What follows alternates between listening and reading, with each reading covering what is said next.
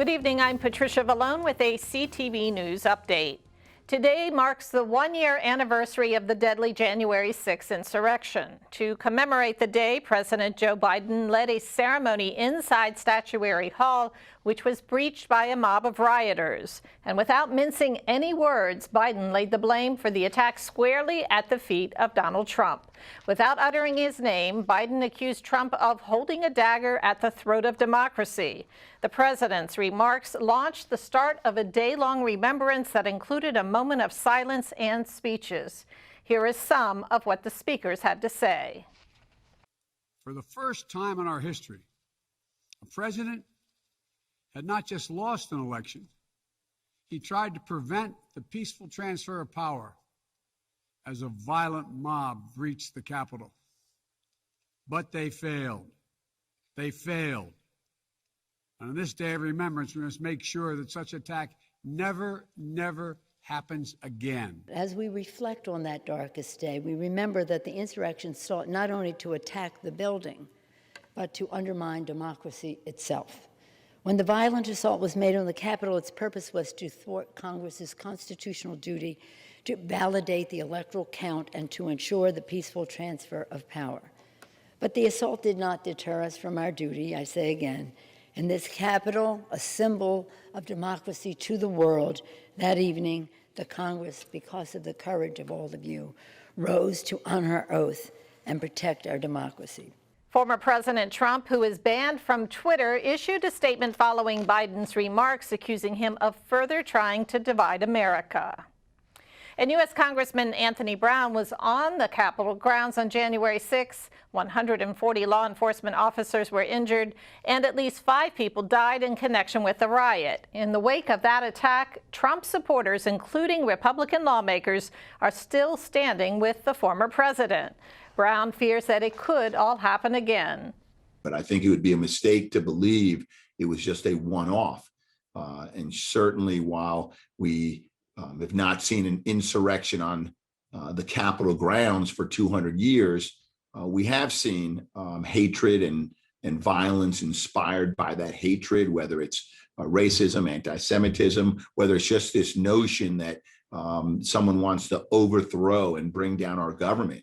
We have seen this throughout the years in this country, and it came to a real head, a boiling point on January 6th of 2021.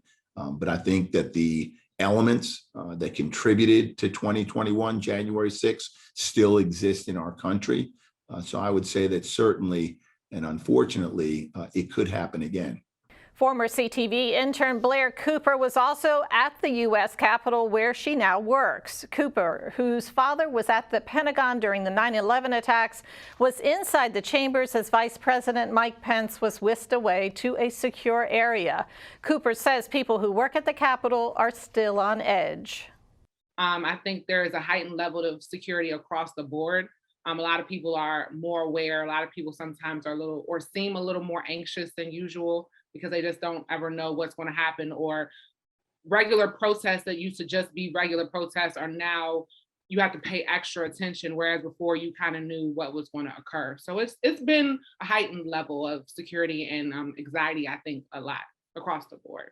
And in our other top news today, don't put away your shovels just yet, because there is more snow heading our way. The National Weather Service anticipates that the region could get about 2 to 4 inches of snow beginning tonight and into Friday morning. County crews will be out today pre-treating roads.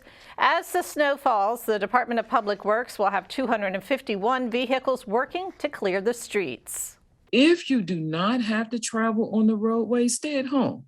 Now, if you are essential and you absolutely have to travel, please allow a good distance between yourself and our plows. Don't crowd the plows. And every storm is different.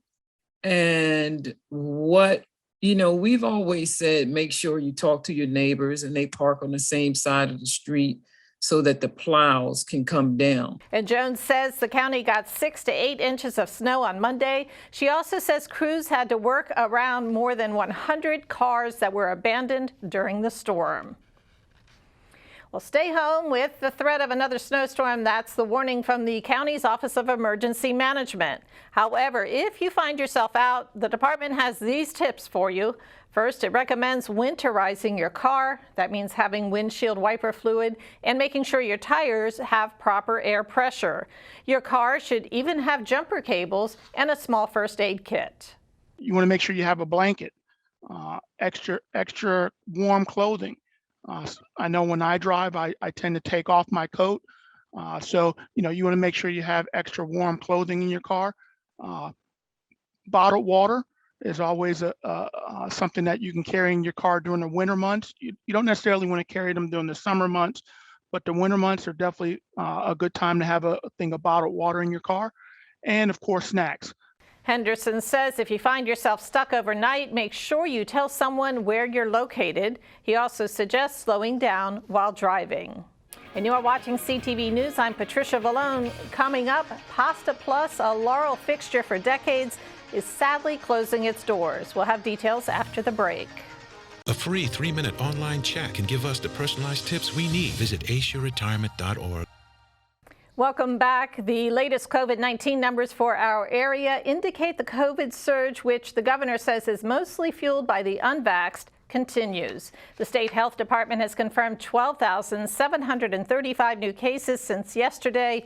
Of those, more than 2,000 are in Prince George's, where the positivity rate is above 36%. So far this week, 177 Marylanders have died of COVID. More than 3,100 are in the hospital. Maryland lawmakers loosened the mask mandate for public schools. A General Assembly committee voted yesterday to approve a new emergency regulation. Under this regulation, schools can now lift the mask rule under certain conditions. One would be if 80% of staff and students in a district are fully vaccinated.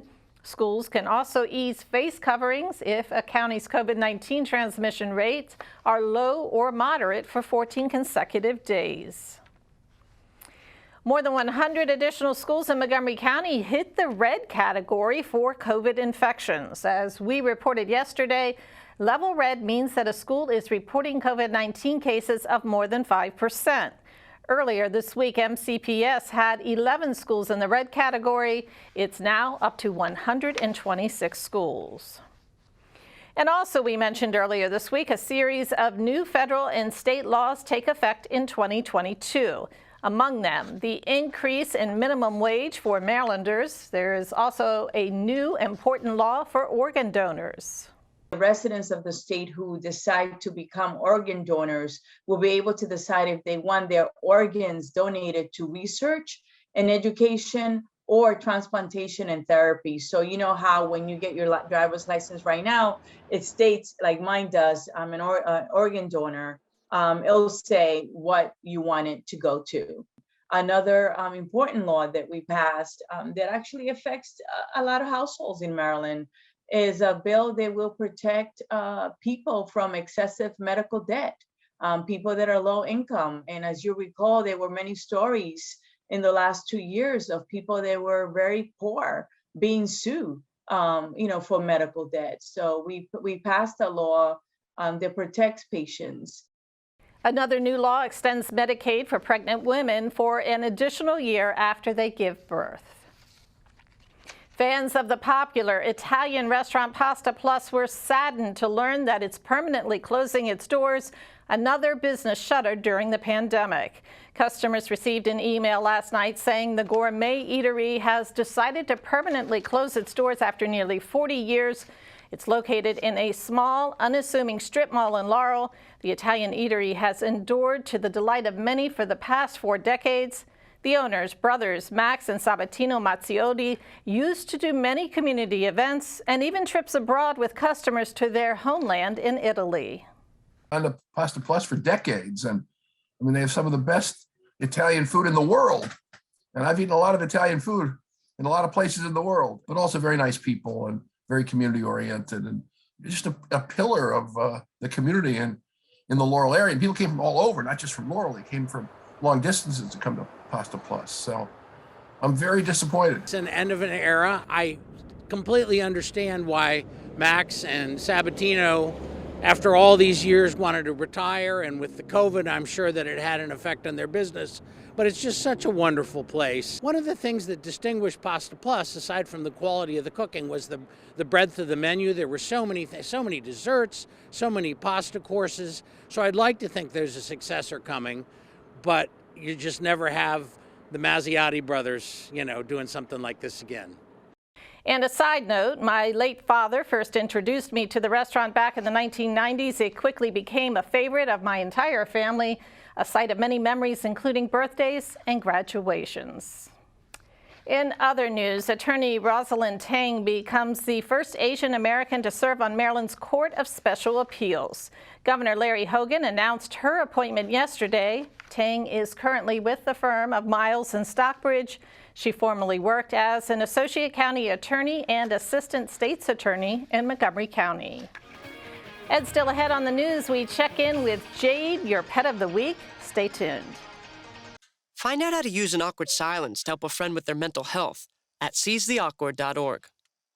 And thanks for staying with us. A new report by a legislative task force says it will take about $30 million annually to reshape rent court proceedings. The report is the first from the group, which began meeting in October. The task force is also charged with implementing a counseling program by 2025 to help eligible low-income Marylanders navigate the eviction process. The General Assembly passed the Access to Counsel program last session in response to the state's increasing number of eviction filings. But the legislature did not provide funding, instead leaving it up to the task force to search for funds. Well, the County Council's chairman stepped up in a big way to help a couple that was stranded on I-95 in Northern Virginia. As we reported yesterday, Council member Calvin Hawkins organized a ride home for Anthony Oden and his fiancée. The couple was on the way to Oden's dialysis treatment when they got stuck, along with hundreds of other drivers on I-95. Hawkins wanted to help the couple, so he got in his Jeep and drove to Virginia. He arranged for a woman named Peggy to drive the couple to Woodbridge. Hawkins then drove them to their home in Fairfax. Hawkins says although it took about 9 hours, he felt compelled to help them. What I did and what others have did over the last couple of days is just an example of no matter how challenging America is today with the strife and the political differences, in times of need, emergencies, and disaster, Americans come together and they work to do the right thing. Strangers through disasters become friends, and that's all that was. I believe if Anthony and his fiancée could help someone, they would have done the same. Maryland State Police conduct a medical rescue on the Chesapeake Bay. A crew member aboard a Liberian tanker ship experienced an emergency near Bloody Point. This helicopter was called in around 9 o'clock yesterday morning. A paramedic was lowered to the ship to assist the patient, who was then hoisted to the chopper and flown to Anne Arundel Medical Center. There's no word on the crew member's condition. And if you are looking for a new pet to bring joy to your family, look no further. Meet Jade. She's a 10-year-old Presa Canaria, and Jade loves being active and would do well with a high-energy family. Wonderful dog. She's looking for a great house. As you can see, her disposition is great. She loved to be outside playing with the family. I'm not sure who her owner. She's a stray with us. As you see, she's been bred. We'll get her good. She'll be spayed when she leaves here, so won't have that problem anymore. But she'll be a great pet for someone. And that wraps up our newscast. I'm Patricia Vallone. Have a great night.